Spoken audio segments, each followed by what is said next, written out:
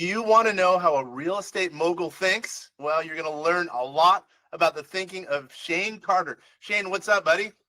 Hey, Kenner. How are you? Happy to be here. I love it. I like how I started that real estate mogul, because you are a real estate mogul. Now you have a big book out, bestseller. I see. So that's what we're going to talk about. And actually, we're going to learn a little bit about how you think, and maybe we can add some value to the viewers and listeners out there who are all real estate investors and all probably want to become where you are, a mogul. Amazing. Well, that's the point of me writing the book. So hopefully I can share some nuggets of wisdom that help others on their journey. That was the whole point. Well, let's do it. So, by the way, at the end, there's going to be a little surprise for everyone. Why don't we get right to it? First, just open up, tell us about the book, tell us about you. Let's get right to it. Yeah, so the book is called Optimize Your Life. And it was a bit of a labor of love. It took close to 2 years, a little over a year and a half to complete. It was really just felt like something I needed to do. Just needed to get it out and go through this cathartic process of getting all my thoughts and all these things that I've learned over the last 25 years in business and as a leader. And really it's about how to live in balance, right? So it's, the leader's blueprint to optimize, health, relationships, and what does it truly mean to be successful? And so I dive into all of that, including spirituality, higher power, giving back, heart forward, leadership, and how to treat others, as well as obviously business and success, but also a lot of health and wellness and relationships, and really how to live a total holistic successful life, not just in money or business. Dude, you're such a good dude. I've known you for a while. You're a DMB guy. I love your story. Well, hey, tell us a little bit about the business side of you. Obviously, there's a lot more to you. Let's talk about that, because I would consider you a real estate mogul. So why don't we get into that a little bit? Yeah, sure. So I have my story is that I was a kind of I guess I call it the classic self-made man story. I started out early on. And in the late 90s, bought a Carlton Sheets No Money Down book, and really started to learn and understand about real estate and how it worked, and how I was just fascinated by it all. So I started wholesaling contracts and understanding how to do that. And then I started, wholesaling homes, and then I started rehabbing and fixing homes and flipping houses. And that's when I discovered that I loved construction and development. I loved the process of transmutation. And so that grew into a passion of general contracting and becoming a developer, which led me down these other, circuitous paths of learning how to take raw land and get it entitled, and then develop it and put in roads and build homes and build condos and townhomes, et cetera. And sort of really grew that aspect of my business, built lots of sustainable homes, net zero homes, geothermal powered, solar powered homes, passive house, low energy standard homes, and then lots and lots of multi-million-dollar luxury homes as well. So I built a lot of different types of products through my career. Those are all transactional cash flow. I always took the money I made and bought real estate, mostly passive, value add multifamily real estate, because I knew housing, and I knew what it took to do housing. So I've always been a housing guy in terms of real estate. So I started small and bought a 4-unit, and then a 6, and then 8, and a 20, and just sort of organically grew through the years.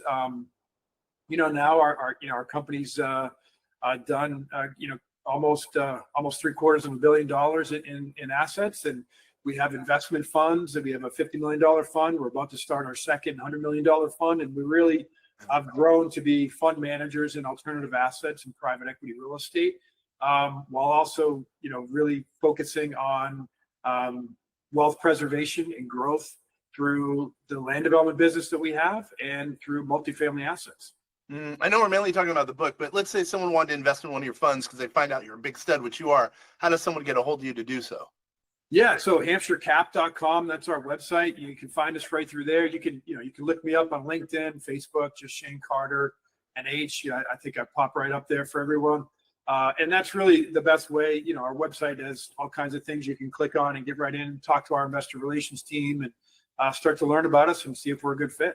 Got it. And it is Shane, S-H-A-N-E, Carter, C-A-R-T-E-R. Yeah. All right, so let's get to the book, Optimize Your Life. Let's delve into that, because, again, we're going to have a little surprise at the end. But tell us a little bit about that, and really how we can add value to the people who are watching and listening. Yeah. So really, one of the things, the main part of my journey, Kenner, has been through failure, right? And so anyone, Sorry to hear that. yeah, anyone who fortunately is able to become, reach any level of success has to go through failure. So to everyone out there who hasn't experienced failure yet, don't be afraid of it. It's an opportunity to learn. It's an opportunity to improve, and don't treat it as if it's something to not be experienced or something to be avoided at all costs. Failure is okay, and failure is when we learn. And so accept it, love it through the process. It hurts. It's not fun, but ultimately it's a part of what it takes to, I think, become something greater than the failure that has happened. Yeah. Really, also, I wanted to put something out there because I see a lot of personalities. We'll talk about maybe some big personalities that talk about how to be successful, or and they're in their fancy cars and in their fancy homes, and they're getting on private jets, and they're talking about a lifestyle that is very superficial. And I can speak to that because I went down that road. And what I found down that road was a sense of not being fulfilled at all. And that achievement of material possessions is not what this is about. And so, yes, it's about personal freedoms, but then what are we really? You have to get existential. You have to understand, what do you actually do? What are we doing? Why are we here? What is our point? What is our purpose in all of this? And for me, it became really clear that I wanted to give back, and that I needed to share what I've learned. And that's why I wrote the book. It's that I wanted to give back all of the lessons that I've learned, and how to be healthy in mind, body, and spirit. And it's this sort of age-old wisdom, right? But until you experience it yourself, it's easy to get out of balance and out of whack with all of those things. And so your mind, your body, and your spirit. And then there's sort of this worldly wealth thing that happens, right? And how do we really balance all of that? And then there's relationships. And because I'm a parent, I think a lot about my children and what kind of legacy am I leaving them. And it's not just about creating a family trust and having wealth preservation and all these amazing tools that folks like you and other people out there help people with, but it's also about the legacy of empowerment and the legacy of treating others well, and the legacy of being heart forward and empathetic in how you move about on the planet, and how you conduct yourself. And that ultimately is one of the things that brings you some of the greatest wealth you'll ever find. I think it's pretty cool that you're opening yourself up. You're showing some of your failures, because so many people out there on social media, et cetera, they just want to show their successes and how cool they are, just kind of like you're saying. You're opening yourself up. And obviously I've been investing for years, but for a new investor in real estate, they are going to read about what you're mentioning, and hopefully that's going to help them, so they don't have to trip up along the way. They could just jump straight to the front of the line, and that way be more successful. I think it makes a lot of sense what you've done. And plus, by the way, I love how you're kind of more holistic. You're taking a really holistic approach, not only talking about business, you're also talking about private life, physical, mental, the whole thing. I mean, kudos to you for that. So let's dive into the book a little bit more. So that being said, because right now I just mentioned, someone who's brand new in real estate investing. How can someone who's a senior investor, because most of our people are real estate investors who are like, they're pretty loaded. Let's say their net worth is whatever, I don't know, $10 million. They've been real estate investing for a while. How can they be advantaged by reading your book?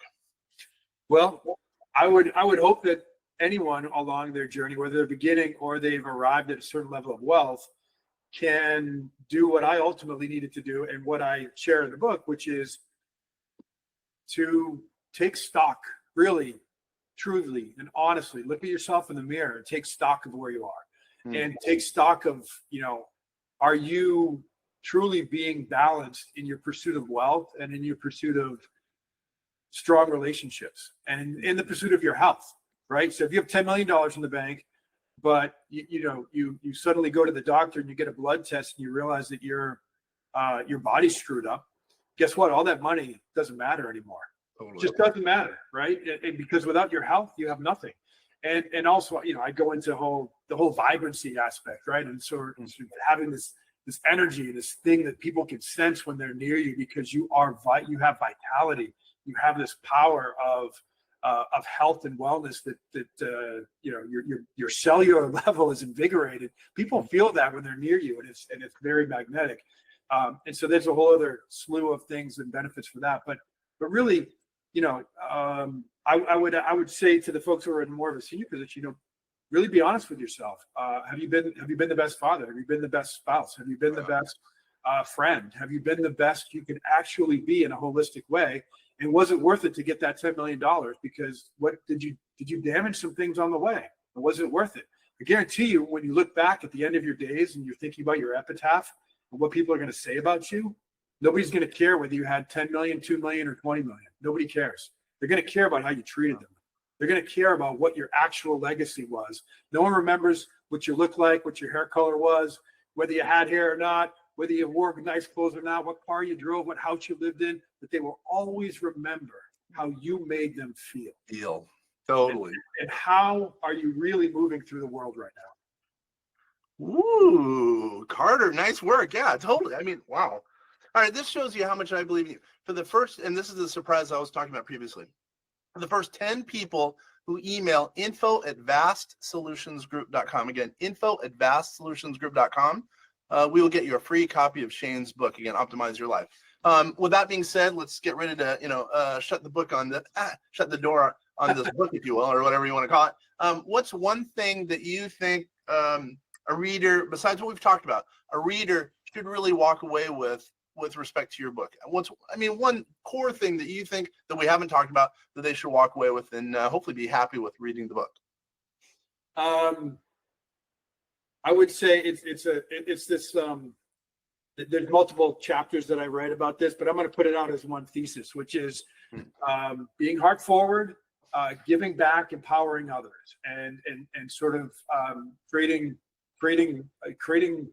a construct where everybody wins. And so, I don't really talk about this in the book, but this is a prime example of what I do talk about in the book, which is that, and this is a story that some people know, some people don't, but first billionaire in this country,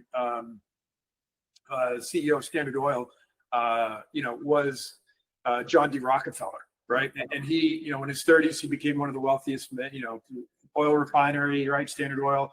By the time he was my age, 53, he was the wealthiest man in the world, first billionaire.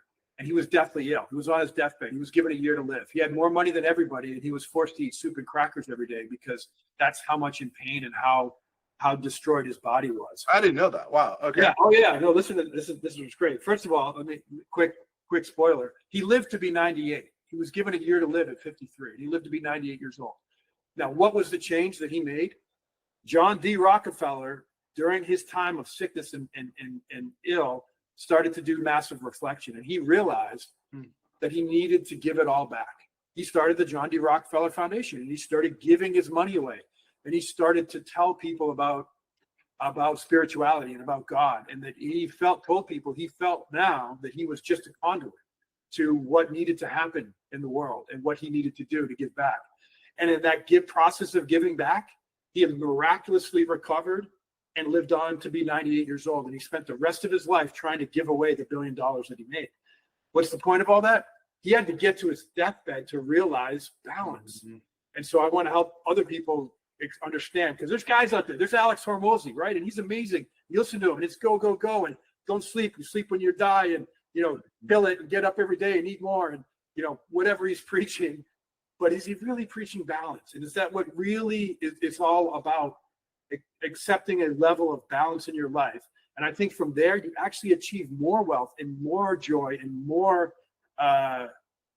you can experience more of what Rockefeller actually experienced by being on the other side of that equation, not on the, hey, I've got to earn and I've got to earn and I've got to earn side. Create balance now and realize a whole lifetime of benefits. Yeah, work-life balance. A lot of people don't realize you could actually succeed while doing the work-life balance, and that's really what matters. No one's going to care about on your deathbed, just like you basically said, how much you're worth. They're going to care. They're going to think about your legacy, how much time you spend with your kids, et cetera, et cetera. And no one cares about how much, generally speaking, how much money you're leaving, et cetera, et cetera. Yeah, that's right. Yeah, and it's okay to make money, and it's okay to be wealthy. And I have a family trust, and it's going to serve future generations of Carters, and it's going to produce amazing results on the planet because it's set up for them to fundamentally do good things for society. And that's the way I've written the charter for it, basically. And so it's okay to think like that and be like that, but it's also okay to do it from a place of being centered and being holistic about how we think about what it is we're doing on a day-to-day basis and how you conduct yourself while doing it, right? I don't need to get one over on someone to do something. In fact, if that's the circumstance, I'd rather not do a deal. I'd rather be out. I'd rather not make any money than do that. Dude, nice. That's a very good way of looking at it. You know what I mean? Yeah, I like that. How you conduct yourself in business maybe even means more than really how much you accumulate down the road. It really, that's awesome. That really is awesome. And by the way, going back to the work-life balance, here at vastsolutionsgroup.com, where I lead, we only work really half the year. We're closed on Fridays. We have 10 business days off. And we give off, generally speaking, a month of, 20 days of, vacation, what we call free days. We believe in the work-life balance because, we come back to work on Monday, refreshed, et cetera, et cetera. Plus, hopefully we're adding value to the business owner because we're spending that much more time with the few business owners that we do take on. So, we believe in work-life balance. Totally. Fantastic. That's great, man. You're living it right now. Yeah, we really are. We really are. Okay. Just one last, once again, info@vastsolutionsgroup.com. First 10 people who email us there, in the title, put, free book. You'll get a copy of Shane's book. One last thing. You have anything else as a parting shot, if you will? I think we covered a lot. Gosh, what else would I want to say about that? Look, I can't underestimate the power of being healthy, right? And nutrition and diet and healthy living. I think we also can get caught up in unhealthy living. And, I was personally caught up in this monologue or this story about coming from an Irish heritage and what that meant relative to consuming alcohol. And once I kind of cleansed that out of who I was and my personal identification and how I identify, my gosh, everything just really improved in my life. And I'm not, everyone can do their own thing, but how you treat your body is so important, and it really affects everything. It affects everything. So if that's my one parting shot, I would say, please pay attention to how well you're treating your body. Yeah. Once again, get a copy of his book. And if you want to, email us, get a free book, go ahead. Optimize Your Life by Shane Carter. Go ahead and email us at info@vastsolutionsgroup.com. And once again, this is Ken French signing off. I'm with the Vast Voice, telling business secrets to entrepreneurs. Thanks again, Shane. My pleasure. Thanks, Ken. I appreciate you. Bye to everybody.